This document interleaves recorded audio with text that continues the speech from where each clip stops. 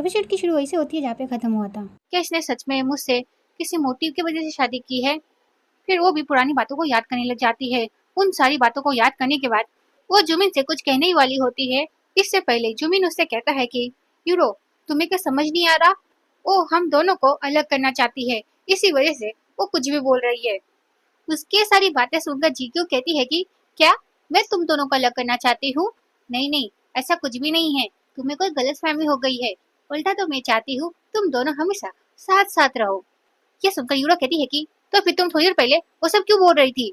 तो जीक्यू उससे कहती है कि अगर तुम्हें मुझ पर भरोसा नहीं है तो फिर तुम अपने पति के कंपनी में जाकर चेक कर सकती हो, तब शायद तुम्हें सच्चाई पता चल जाए। उसकी ये सारी बातें सुनकर जुमिन को गुस्सा आ जाता है। फिर जुमिन गुस्से में उस पर हाथ उठाने जा ही रहा होता है। इसी बीच एक आदमी जुमिन से कहता है कि हे, रुक जाओ। फिर ये लड़की इन दोनों से कहती है कि तुम लोग कौन हो जो एजे की बीवी को परेशान कर रहे हो? ये सुनकर तो ये दोनों कुछ कह ही नहीं पाते। इसी बीच वो आदमी सारे रिश्तेदारों को बाहर बुला लेता है। ये सुनकर सारे रिश्तेदार भागते हुए आ जाते हैं और वो लोग उन दोनों से कहते हैं कि तुम दोनों की इतनी हिम्मत जो हमारे एजे भाई की बीवी पर हाथ उठाने की कोशिश कर रहे हो। इन लोगों को इस तरह से देखकर तो ये लोग काफी ज्यादा डर जाते हैं। फिर यूरो जुमिन से कहती है कि जुमिन, अब हम क्या करें? क्योंकि इन्हें देखकर ऐसा लग रहा है कि ये लोग हमें अभी मार डालेंगे, तो तुम जल्दी से कुछ करो। ये सुनकर वो कहता है कि मैं क्या करूं? तो यूरो गुस्से में कहती है कि तुम ही ने तो जीक्यू पर हाथ उठाने की भी कोशिश की। ये सुनकर जुमी गुस्से में कहता है कि अब तुम सारा ब्लेम मेरे पर क्यों ढालने की कोशिश कर रहे हो? ये सब तो तुम्हारी वजह से शुरू हुआ था ना। इन दोनों को इस तरह से लड़ते हुए देखकर जीक्यू हंसते हुए ताली बजाने लग जाती है। फिर वो कहती है कि सच में तुम दोनों की क्या जोड़ी है। जैसे तुम लोग थोड़े से परेशानी में फंस गए, ऐसे तुम लोग एक दूसरे पर ब्लेम करने लग गए। सच में तुम दोनों एक दूसरे को डिजर्व करते हो। उसकी सारी बातें सुनकर यूरो को काफी ज्यादा गुस्सा आ जाता है। फिर वो कहती है कि चुप करो, समझी तुम? और ऐसे भी अभी तक हमने तुम्हारे ऊपर हाथ नहीं उठाया है, तो तुम लोग हमारे साथ कुछ भी नहीं कर सकते। नहीं तो अगर तुम लोग हम पर हाथ उठाते हो तो मैं भी पुलिस को कॉल कर दूंगी, समझी तुम? पुलिस का नाम सुनकर तो एजे के रिश्तेदार काफी ज्यादा गुस्सा हो जाते हैं। फिर उनमें से एक आदमी जुमिन का कॉलर पकड़ लेता है और उससे कहता है कि मैंने अपनी आंखों से देखा है, तुम ही थे जो जी के ऊपर हाथ उठाने वाले थे। ये सुनकर वो कहता है कि नहीं नहीं, मैं तो बस मजाक कर रहा था। ये सुनकर वो कहता है कि ठीक है, तो फिर मैं भी मजाक मजाक में तेरा हाथ काट देता हूँ। ये सुनकर तो ये दोनों डर जाते हैं।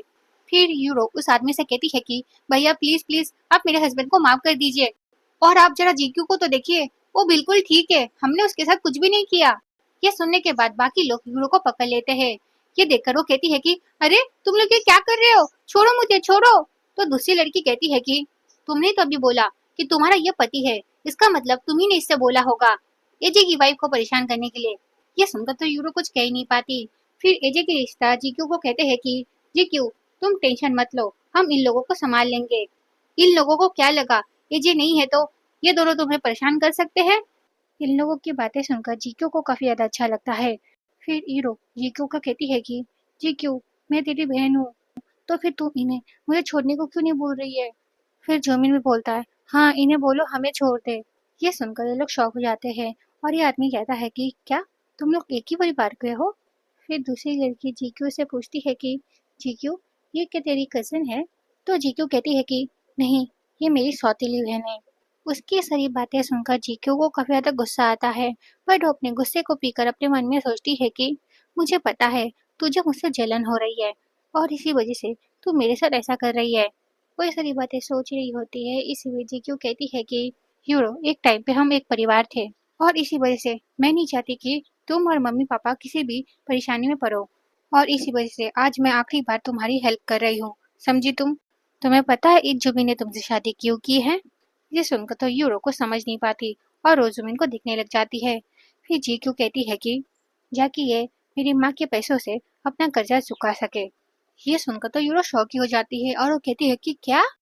और जुमिन अपने मन में सोचता है कि इसे कैसे पता चला हमारी कंपनी के बारे में। फिर वो जल्दी से यूरो से कहता है कि यूरो, तुम इस पर भरोसा मत करो, ये झूठ बोल रही है, तुम तो इसे जानती हो, क्यों है ना? और ऐसे भी मेरी कंपनी में कोई भी परेशानी नहीं है, सब कुछ ठीक है। अपने पति की ये सारी बातें सुनने के बाद यूरो अपने मन में सोचती है कि ये जीक्यू कुत्ती मेरे पति को दूसरों के सामने छोटा करने के लिए ये सब झूठ बोल रही है, मुझे सब पता है, ये कैसी है। वो ये सारी बातें अपने मन में सोच रही होती है। इसी बीच जुमिन कहता है कि यूरो, हमें यहाँ से चलना चाहिए क्योंकि यहाँ पर काफी सारे लोग हैं और अगर हमने यहाँ पर कुछ भी गलत बोला या फिर किया तो ये लोग हम लोगों को नहीं छोड़ेंगे। तो अच्छा होगा कि जितनी जल्दी हो सके हम यहाँ से चले जाए। और ऐसे भी हमारे पास एक जरूरी काम है, तुम्हें याद तो है ना? अपने पति की ये बात सुनकर उसे भी याद आता है कि वो मीने गाँव क्यों आई है। ये सारी बातें सोचने के बाद वो जीतू के पास जाती है और वो उससे कहती है कि तुम जल्दी से हमें मुखिया के पास ले चलो, हमें बहुत जरूरी काम है, समझी तुम? ये सुनकर वो उससे कहती है कि थोड़ी देर में मुखिया जी और मेरे पति यहाँ पर आ जाएंगे। ये सुनने के बाद यूरो कहती है कि नहीं, तुम अभी हमें मुखिया जी के पास ले जाओ। ये कहते हुए वो उसका हाथ पकड़ लेती है कुछ ज्यादा ही जोर से। ये देखकर उसे भी गुस्सा आ जाता है, फिर वो उसे अपने से दूर करती है। और जब उसे ये सब करते हुए जुमिन देखता है तो उसे गुस्सा आ जाता है। तो गुस्से में कहता है कि जी क्यों, तुम अपनी बहन के साथ ऐसा कैसे कर सकती हो? यह सुनकर जीक्यू कहती है कि अगर तुम्हारी कोई ऐसी बहन हो जो तुम्हें पूरे 20 सालों तक तंग करे तो क्या तुम उसे बहन मानोगे? फिर यूरो गुस्से में कहती है कि तुम्हारी माँ बचपन में मर गई थी और उसके बाद मेरी माँ और मैंने तुम्हारा ख्याल रखा, पर तुम नासुकरी लड़की, तुमने क्या किया? जैसे तुम्हारी शादी यहाँ पर करवा दी वैसे ही तुमने पापा को ब्लॉक कर दिया।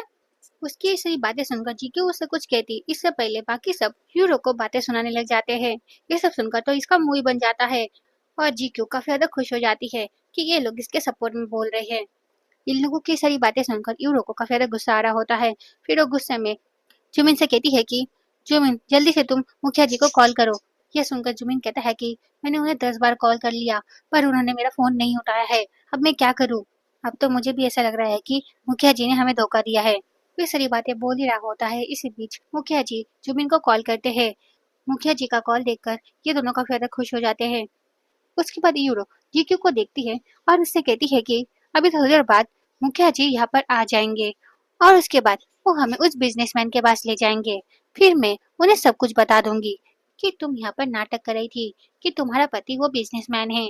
उसके बाद तुम देखना, तुम्हारे पति और तुम्हें इस गांव से निकाल दिया जाएगा।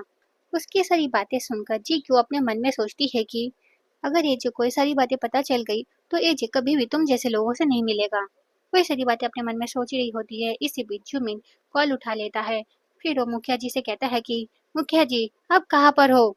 मैं आपको कब से कॉल कर रहा हूँ। ये सुनकर मुखिया जी उससे कहते हैं कि सॉरी, दरअसल आज मैं काफी ज्यादा बिजी हूँ और इसी वजह से मैं तो भूल ही गया कि आज तुम लोग यहाँ पर आने वाले हो। ऐसे अब तुम कहाँ पर हो? तुम मुझे बताओ, मैं वहाँ पर उस बिजनेसमैन के साथ आ जाऊंगा। ये सुनकर जुमिन कहता है कि यहाँ पर किसी की शादी हो रही है, हम उसी के घर के सामने खड़े हैं। फिर हीरो मुखिया जी से कहती है कि मुखिया जी आप यहाँ पर जल्दी आ जाइए क्योंकि यहाँ पर कोई बिजनेसमैन की वाइफ होने की नाटक कर रही है। ये सुनकर मुखिया जी शॉक हो जाते हैं और वो कहते हैं कि क्या? ठीक है, तुम लोग वहीं पे रुको, मैं अभी आता हूँ। मुखिया जी को इतने टेंशन में देखकर ये जी कहता है कि क्या हुआ मुखिया जी, आप इतना परेशान क्यों है? ये सुनकर मुखिया जी उसे सारी बातें बता देते हैं और एजे जब ये सब सुनता है तो वो शॉक हो जाता है। फिर एजे मुखिया जी को कहता है कि चलिए हम जाकर देखते हैं ये सब कौन कर रहा है। ये कहते ये सिन्हे पे कट होता है। फिर हमें यूरो को दिखाया जाता है जो जीक्यू से कहती है कि अभी मुखिया जी उस बिजनेसमैन के साथ आ जाएगा और उसके बाद मुखिया जी और वो बिजनेसमैन तुम्हें अच्छी तरह से सबक सिखाएंगे। फिर जुमिन उन सबसे कहता है कि वो बिजनेसमैन और मैं एक नई डील साइन करने वाले हैं और इसी वजह से आज हम मिलने वाले थे, बट हमारे मिलने से पहले ही तुम लोगों ने जो हमारे साथ किया वो बिल्कुल भी सही नहीं था। अभी जब वो बिजनेसमैन यहाँ पर आएगा तब तुम देखना, मैं उनसे तुम सबकी शिकायतें करूंगा और उसके बाद वो तुम सबको अच्छी तरह से सबक सिखाएंगे। ये सारी बातें सुनकर वो सब हंसने लग जाते हैं और वो कहते हैं कि देखो ये क्या बोल रहा है, ये एजे से हमारी शिकायत करने वाला है। उन लोगों को इस तरह से हंसते हुए देखकर जुमिन को तो गुस्सा आ जाता है और वो कहता है कि तुम लोग इंतजार करो, उनके आते ही तुम लोगों को अच्छी तरह से सबक सिखाऊंगा मैं। उसकी सारी बातें सुनने के बाद जीक्यू हंसते हुए कहती है कि यूरो आज सच में मैं तुम्हें थैंक यू कहना चाहती हूँ, वो भी दिल से, क्योंकि तुमने मेरे बदले इस बेवकूफ से जो शादी कर लिया। ये सुनकर जुमिन को काफी ज्यादा गुस्सा आ जाता है। फिर जुमिन गुस्से में कहता है कि तुम किसे बेवकूफ बोल रही हो? हाँ, तुम्हें पता भी है मैं कौन हूँ और मैं कितना ज्यादा अमीर हूँ? फिर यूरो भी बोलती है हाँ, मेरा पति बहुत स्मार्ट है और तो और उसके पास बहुत पैसा है, पर तुम्हारे पति के पास क्या है? हाँ, ये सब कहते हुए वो उसके पति को काफी सारी बुरी बातें बोलने लग जाती है। ये सब सुनकर तो जीक्यू को भी गुस्सा आ जाता है। फिर जीक्यू गुस्से में कहती है कि शायद से तुम भूल गई हो, तुम जिस पैसों का घमंड कर रही हो वो सारे पैसे मेरी माँ के हैं, ना कि तुम्हारे। तो ये वीडियो यहीं पे खत्म होती है। नेक्स्ट पार्ट के लिए कमेंट करना। Okay, bye bye.